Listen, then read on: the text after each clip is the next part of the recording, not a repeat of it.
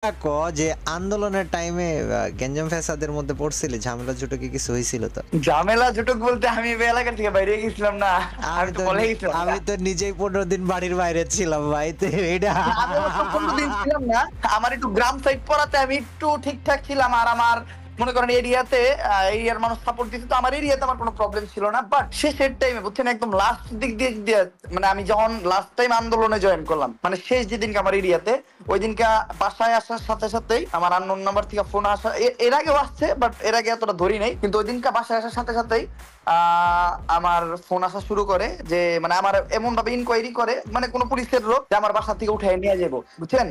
তারপরে তখন আমি চিন্তা করি যে না, এখন আর কোনো রিস্ক নেওয়া যাবে না। তার কিছুক্ষণ পরে আমার এলাকারও মানে যে ভাই ব্রাদার আমার সাপোর্ট দিত আর কি, তাদেরকে অনেকেই বলে যে তোমার এদিকে না থাকাই সেফ আর কি। পরে আমি চিন্তা করি যে আমার তো আর থাকার জায়গার পুরো দেশে অভাব নাই, অনেক সাবস্ক্রাইবার আছে, দেন আমার নিজের আত্মীয় স্বজন আছে। আমি আস্তে কইরা ভাই কোন রকম চামে চুমে, মানে যে পাঞ্জাবি পরে আন্দোলনে গেছিলাম ওই পাঞ্জাবি পরে একটা গাড়িতে চড়ে গেলে ঢাকা জায়গা, মানে আমি আর লেটই করি না। তুই প্রথম দিন নামছিলি কত তারিখে, তোর মনে আছে? মানে কোন দিন নামছিলি প্রথম? আমার ভাই খেয়াল নাই, হ্যাঁ, বাট আমি মানে ওই 15 তারিখে তুই এইসব বাদ দে, তুই আমার এটা ক যে তোর কি মানে আন্দোলন তো শুরু থেকে আমরা নামি নাই, আমরা তো নামছি সবাই একটা নির্দিষ্ট স্টেজে যায় একটা ঘটনা দেখা। তুই কি দেখা নামছিলি, কোন জিনিসটা দেখা নামছিলি, কোনটা? আমি নামছিলাম ভাই 15 তারিখের ঘটনা দেখা। 15 তারিখে কি হয়েছিল? ওই যে 15 তারিখে ভাই ওই যে কয়েকটা ছবি বের হইছিল না, মানে আমি এর আগে ভাই এই আন্দোলন সম্বন্ধে হ্যাঁ আইডিয়া ছিল, বাট আমি এত ভাবে ধরি না, কারণ আমি 2018 সালের ভাই এটা কিছুই জানতাম না যে এত কিছু হইতেছে বা হইবে ভাই। আমি খালি জানতেছি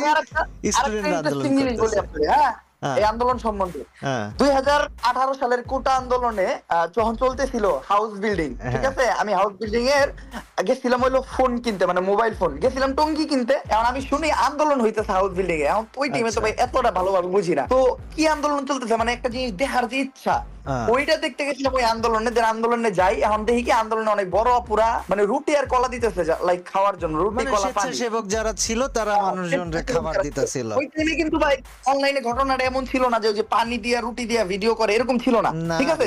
ওই টাইমে অরিজিনাল স্বেচ্ছাসেবকগুলো ওই টাইমে ছিল, হ্যাঁ।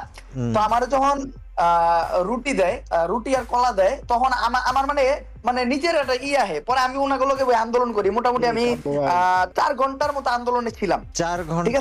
ওই 18 সালে 2018 সালে 2018 সালে 4 ঘন্টা আন্দোলনে ছিলাম না। ওই 4 ঘন্টা পর ওই দিনকা মানে আমরা যেদিনকে ওই আন্দোলনে ছিলাম ওই দিনকে আর কি মানে ঘোষণা দেওয়া হয় যে না খুব তাড়াতাড়ি এটা নিয়ে ব্যবস্থা করবো আর এরকম কিছু, আন্দোলনটা ওই দিন স্থিতিশীল করার ব্যবস্থা করা। আন্দোলন শেষ হয়ে যায়। দেন আমরা হাইটা এইটা সেই টঙ্গীর থেকে আমার এই যে গাজীপুর আমি হাইটা আসছি, আমার মনে আছে আমরা 3 ফ্রেন্ড মিলে হাইটা আসছিলাম। তো তারপরে 2024 সালে এই ঘটনাটা যখন আবার নাড়া দেয়, আমি ভাই মানে কোটা আন্দোলন কি এটা খালি বুঝতাম যে কোটা আন্দোলন এইটা, কারণ 2018 সালে আমি দেখছি। 15 তারিখের আগ পর্যন্ত মানে এতটা আমি জটিল ভাবে নেই নাই, বাট 15 তারিখের ঘটনা যখন আমি দেখলাম ভাই, 15 তারিখের রাত্রে, হ্যাঁ আমি তো দিনে একটু অনলাইনে কম থাকি, রাত্রে যখন আমি ঢুকে গেল দেখলাম ভাই আমার মাথা কথা নষ্ট হয়ে যখন নষ্ট হয়ে গেল। একটা স্পেসিফিক জিনিস আছে না যে এইটা ভাই, স্পেশালি এইটা দেখা, এই ছবিটা দেখা বা এই ভিডিওটা দেখা আমি ট্রিগার খাইছি যে ভাই দুনিয়াদারি একদিকে আর স্টুডেন্টদের পাশে না যা দাঁড়াইতে হইব এটা আরেক দিকে। এই ঘটনাটা কোনটা, কি দেখা ট্রিগার খাইছিলি? এই ঘটনা আমি কই যে একটা আপুর ছবি বের হইছিল, ওই যে রক্ত পুরা মুখ রক্ত ভরা, ঢাকা ইউনিভার্সিটিতে পিড়াইছিল, মানে একজন ছেলে বাড়ি আরে ঢাকা ইউনিভার্সিটি পিড়াইছিল ওনারা ঢাকা ইউনিভার্সিটি এরিয়াতে আন্দোলন করতেছিল, ওই জায়গায় আক্রমণ করছিল, আক্রমণ কইরা আর একটা মাইরা নাক মুখ ফাটায় দিছিল।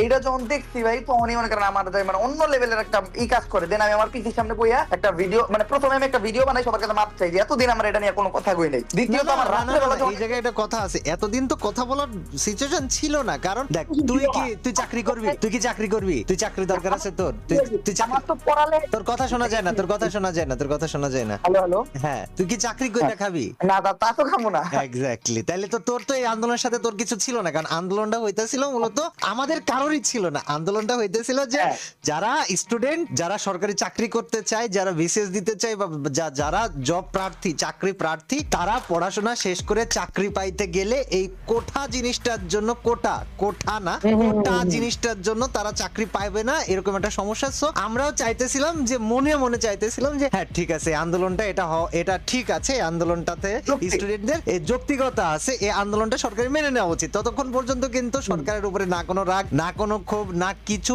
জাস্ট আমরা এই আন্দোলনের প্রেক্ষিতে বলতেছি। আর তাছাড়া অতীতে যা করছে সেই হিসাবগুলো তো সবার ব্যক্তিগত, আলাদা আলাদা মতামত আছে, আলাদা আলাদা পার্সোনাল অপিনিয়ন আছে গভর্নমেন্টের প্রতি, সেগুলো সবার ব্যক্তিগত, বাট জাতিগতভাবে সবাই ততক্ষণ পর্যন্ত আমরা চুপচাপ শুনতেছি যে হ্যাঁ আন্দোলন হইতেছে এবং সমর্থন করতেছি যে না